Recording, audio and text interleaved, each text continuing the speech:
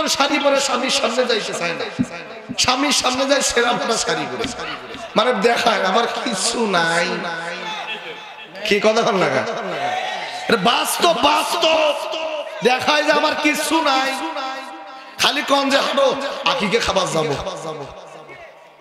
খালি বলবেন যে হাঁটো বিয়ে খাবার যাব, তখন দেখবেন কোন সিপা থেকে নতুন জামা বাই করবে আপনি জানেনই না। ঠিক কি না? এরকম স্বভাব আছে না?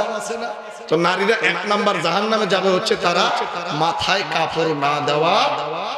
মাথায় কাপড় তো দূরে থাকলো, নারীরা তো বুকেই কাপড় দেয় না। ঠিক কিনা বলে? আজকে কি ফ্যাশন চলে আসলো, ওন্নাটা যে তাদের কাছে কি বোঝা মনে হয়। যদিও বা ওন্না থাকে, ওন্না লাগানোর কারণ হলো কাজের জায়গায় ওন্না দেওয়া, তারা বেসাই মানে এক সাইডে কোন রকম এরকম করে ওন্না ফেলায় দেয় এক সাইডে। কি কথা বলেন না কেন? তো ওন্না দিয়ে কি আর না দিয়েই কি, ঠিক কিনা? ওন্না কাজের মতো দিতে হবে, ঠিক কিনা? আবার কিছু কিছু নায়িকা মানে কিছু কিছু নারী আছে ওন্না দেয় থেকে কিন্তু গলার সাথে এইভাবে পেঁচায় রাখে। আচ্ছা ওই ওন্না দিয়ে লাভ আছে? কথা কয় না।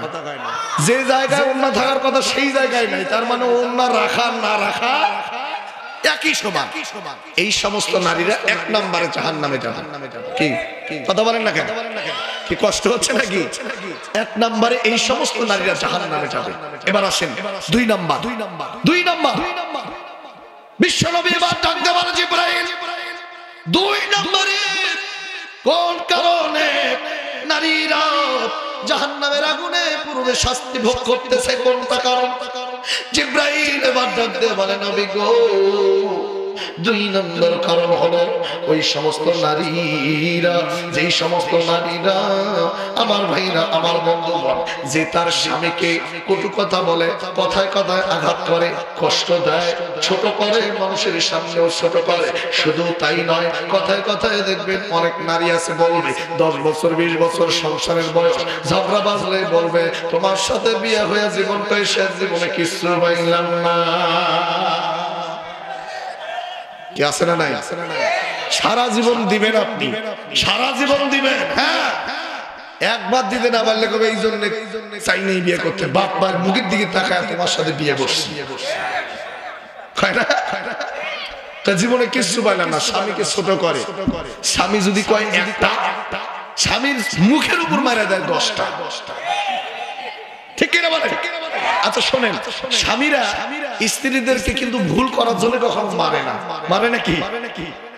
না, ভুল করলে মারবেন না। ভুল করলে স্ত্রীকে মারা যাবে, কারণ ভুল হতেই পারে। ভুল নারীদেরকে আল্লাহ সরল সহজ ভাবে বানাইছে যে তারা ভুল করবে, মানে বুঝবে কম, নাচবে বেশি। ঠিক কিনা বলে? তারা বোঝে কম, যেটা আমরা বাঙালি বলি বেশি বুঝে। এই জন্য তাদেরকে ভুল করলে মারা যাবে না।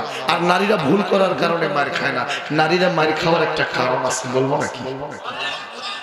বলবো না? রাগ করবেন? মহিলারা রাগ করবে? আচ্ছা আসছি যখন বলেই যায়, কি বলে? নারীরা ভুল করার কারণে কখনো মার খায় না, নারীরা মার খায় বেশি চোপা চালানোর কারণে। কথা বলেন ঠিক কিনা? যে নারী বেশি চোপা চালে তার দেখবেন বেশি। কিছু কিছু মহিলা আছে না, দেখবেন স্বামী একটা বলছে আগের মাথায়, এ বেটি সারা দিন মুখ খুলে পেছাল পাইতেই আছে, সহ্য না হয় বেটা যখন দুটো লাগাই দেয় তখন কি কথা বল লাগে। এ জাতের আছে না? স্ত্রীদেরকে বলবো খবরদার। আম্মা জান হযরত আয়েশা সিদ্দিকা রাদিয়াল্লাহু তাআলা বর্ণনা করে বলেন, রাসূলের অসংখ্য বিবি ছিলেন। আমরা তো একটা বিবির গল্প শোনাচ্ছি, রাসূলের অসংখ্য বিবি ছিলেন। কোন দিন স্বামীর সঙ্গে রাসূলের সঙ্গে ঝগড়া ঝাঁটি বিবাদ হইয়া কোন বিবি কোনদিন রাগ করে গোসা হয়ে বাপের বাড়িতে গেছে, কোন হাদিস আছে নাকি? কথা বলেন না কেন? অথচ আমাদের একটা বউ, সেটাই দেখবেন মাসে 13 বার করে রাগ করে বাপের বাড়ি যায়। ঠিক কিনা? কারণটা কি আমার ভাইরা, আমার বন্ধুগণ? আম্মা জান হযরত আয়েশা সিদ্দিকা রাদিয়াল্লাহু তাআলা আনহা বলেন, বিশ্বনবীজি যখন রাগ করত, বিশ্বনবীজি যখন আমাদের উপর রাগ করত, আমাদের উপর যখন গরম হতো, তখন আমরা বিবিরা কোনো কথা বলতাম না, চুপ করে থাকতাম। আবার যখন আমরা বিবিরা রাগ হইতাম, তখন নবীজি কোনো কথা বলতেন না, চুপ করে থাকতেন। তার মানে বোঝা গেল স্বামী যদি রাগ হয় স্ত্রীকে চুপ হয়ে থাকা লাগবে। কথা বলেন না কেন? স্বামীর রাগ উঠতে পারে কি পারে না? এখন স্বামী দেখবেন, মাগো খুব খেয়াল করেন, স্বামীরা রাগ হয়েছে, আপনারা অনেক কিছু বলতেছে, বলতে দেন, কথা বলবেন না, চুপ করে থাকবেন। কিছুক্ষণ পরে সোনামণি বলবে যে সোনামণি আসো, ঠিক কিনা? ঠিক কিনা? রাগ হয়েছে হোক, কি বলে বলুক, কিছুক্ষণ পরে দেখবেন সোনামণি বলে ডাক দিতেছে। আর ওই জায়গায় যদি আপনি মানে কথা বলে পাল্টা জবাব দেন, তাহলে মারামারি বাজার সম্ভাবনা কি? কথা বলেন আছে না নাই? বেশি সব থেকে স্বামী স্ত্রীর মধ্যে মারামারি বাজে হচ্ছে মঙ্গলবার দিন আসলে। কথা বল লাগে, অনেকে বোঝেন নাই তো না, মঙ্গলবার আসলে বেশি ঝগড়া বাজে, বোঝেন নাই? মঙ্গলবার কি কথা হয় না, এই যে দেখছেন মঙ্গলবার মানে কিস্তি দেওয়ার দিন, ঠিক কিনা? কিস্তি দেওয়ার দিন আসলে বেশি ঝগড়া বাজে, ঠিক কিনা বলে? হ্যাঁ, এই জন্য স্বামী স্ত্রীর মধ্যে এই কাজগুলো করা যাবে না। কথায় কথায় উত্তর দেওয়া যাবে না, চুপ থাকতে হবে, নরম ভাবে কথা বলতে হবে, আর সালাম আদান প্রদান করতে হবে। রাসূল বলেছেন কোন স্বামী স্ত্রীর মধ্যে যদি সালাম আদান প্রদান হয়, রাসূল বলেছেন ওই স্বামী স্ত্রীর মধ্যে বরকত নাজিল করে দেন কে?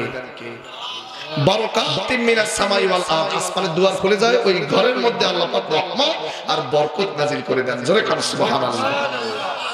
খুব মনোযোগ দেন। 3 নাম্বার হচ্ছে বিয়ের পর স্বামী থাকার পর যেই নারী পর পুরুষের সঙ্গে রং তামাশা করে বেড়ায়, আড্ডা দিয়ে বেড়ায়, এরকম আছে না নাই?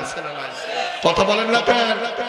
বেশি দেখা যায় যে সমস্ত বউগুলো বাড়ি থাকে আর স্বামী ঢাকায় বা বিদেশ থাকে, এদের মধ্যে আর অধিকাংশ দেখবেন বেশি পাওয়া যায়। কথা কয় না? এজন্য তো বলে বউ সারিয়া বিদেশ যাইও না, এটা কয় না? ফিরে এসে বউ সবাই না ভাই, সবাই না, কিছু কিছু এরকম আছে স্বামী এত কষ্ট করে বিদেশে এত কষ্ট করে কামাই রোজগার করে টাকা পয়সা পাঠায় দেয়, আর কিছু কিছু নারী ওই টাকা দিয়া পরপুরুষের সঙ্গে আড্ডা মাড্ডা রং সং দিয়ে টাকা নষ্ট করে দেয়। আছে না নাই? এরা তো আবার দেখবেন শাশুড়ির বালাই ধরে না, ঠিক কিনা? শ্বশুর শাশুড়িকে তো সম্মানই করে না। আজকে বাংলাদেশের খুব মনোযোগ দাও, অধিকাংশ সংসারগুলোর বউ আর শাশুড়ির সম্পর্ক হচ্ছে সাপ আর বেজির মতো, ঠিক কিনা বলে? অধিকাংশ বউ আর শাশুড়ির সম্পর্ক ভালো না, সাপ বেজির মতো, কেউ কাউকে সহ্য করতে পারে না। কথা বলেন ঠিক কিনা? অথচ নবীজি বলেছেন কোন শাশুড়ি যদি কোন বিবিকে নিজের মেয়ের মতো দেখে, আবার কোন মেয়ে যদি কোন বউ তার শাশুড়িকে যদি মায়ের মতো দেখে, ওই সংসারের মধ্যে কোনো অশান্তি থাকবে না, ওই সংসারের মধ্যে আল্লাহ রাব্বুল আলামিনের রহমত বরকত বর্ষিত হবে। জোরে কান সুবহানাল্লাহ। আমার ভাইরা, আমার বন্ধুগণ, 3টা হাদিস বললাম, 6টা হাদিসের মধ্যে মানে 6টা বিষয়ের মধ্যে 3টা বিষয় বলেছি, আরো 3টা বিষয় বলবো। তবে আসেন সামনের দিকে যাই, 3টা বিষয় শেষের দিকে গিয়ে বলবো। বাজান খেয়াল করেন, তাহলে বলতেছি না আল্লাহ রাব্বুল আলামিন 4টা কাজের মধ্য দিয়া আমাদের অন্তর পরিষ্কার করবেন। 1 নাম্বার হলো পর্দা, 2 নম্বরে নামাজ পড়া এবং নামাজ কায়েম করা, 3 নম্বরে যাকাত দেওয়া, যাকাত কায়েম করা, এবং 4 নম্বর নবীজির আনুগত্য করা, নবীজির আদর্শ মানা। বন্ধুরে, নবীজির আনুগত্য যদি মানতে পারি, নবীজির যদি আমরা অনুসরণ করে ভালোবাসতে পারি, মহব্বত করতে পারি, নবীজির পথে যদি চলতে পারি, তাহলে মৃত্যুর পর আমাদের জান্নাতে যাওয়ার জন্য সুপারিশ করবেন নবীজি মুহাম্মদ সাল্লাল্লাহু আলাইহি ওয়াসাল্লাম। আমার ভাইরা, আমার বন্ধুগণ, খুব মনোযোগ দিয়ে শুনবেন বাবাজি। আমার ভাইরা, লম্বা করব, অল্প সময়ের মধ্যে শেষ হবে। আল্লাহর নবীর একজন সাহাবী, আমার ভাইরা, আমার বন্ধুগণ, নামটি ছিল তার হযরত জাবের। একটু আওয়াজ করে বলেন নামটি কি? হযরত জাবের রাদিয়াল্লাহু তাআলা আনহু গভীর রাত্রিতে বিছানার মধ্যে হেলান দিয়ে আছে, আর পাশের ঘরের মধ্যে দুইটা সন্তান গভীর রাত্রি ঘুমাইছে, বড় সন্তান মারুফ বিল্লাহ, ছোট সন্তান মাসুম বিল্লাহ, দুইটা বাচ্চা ঘুমাইছে গভীর রাত্রিতে। এইদিকে জাবের নজর দিয়ে দেখে রে বিবি খাটের এক কোণার মধ্যে গালের মধ্যে হাত দিয়ে চুপ করে বসে চিন্তিত অবস্থায় আছে। জাবের ডাক দিয়ে বলে, বিবি গো, কিসের জন্য তোমার মনটা খারাপ দেখা যায়? কি হয়েছে তোমার, বলো বলো। বিবি ডাক দিয়ে বলে, স্বামী গো, কয়েকটা দিন হয়ে যায় আমার বড় মনটার মধ্যে প্রশ্ন জাগে, চিন্তিত অবস্থায় আছি। জাবের বলে, কি প্রশ্ন? বিবি ডাক দিয়ে বলল, স্বামী গো, তোমরা তো হলো পুরুষ মানুষ, তোমরা নবীজির কাছে যাও, নবীজির হাতের সঙ্গে হাত লাগাও, মুসাফা করো, নবীজির সঙ্গে তোমরা একসঙ্গে খানা খাও, নবীজির সঙ্গে বুক মিলাও, নবীজির সঙ্গে বসে তোমরা বয়ান শোনো। শুধু তাই না, দয়ার নবী বিশ্ব নবীকে তোমরা খেদমত করতে পারছো, কিন্তু আমরা মহিলা মানুষ, আমরা তো নবীজির হাতের সঙ্গে হাত লাগাতে পারি না, নবীজির বুকের সঙ্গে বুক লাগাইতে পারি না। স্বামী গো, তোমরা তো নবীজির সেবা খেদমত করে দুনিয়াতে জান্নাত কামাইতেছো, কিন্তু আমরা মহিলা মানুষ, আমরা নবীজির সেবা থেকে বঞ্চিত হচ্ছি, আমরা কি জান্নাতে যেতে পারবো না? আমাদের মনটা চাই নবীজির একটু খেদমত সাহায্য করবো, জোরে কোন সুবহানাল্লাহ।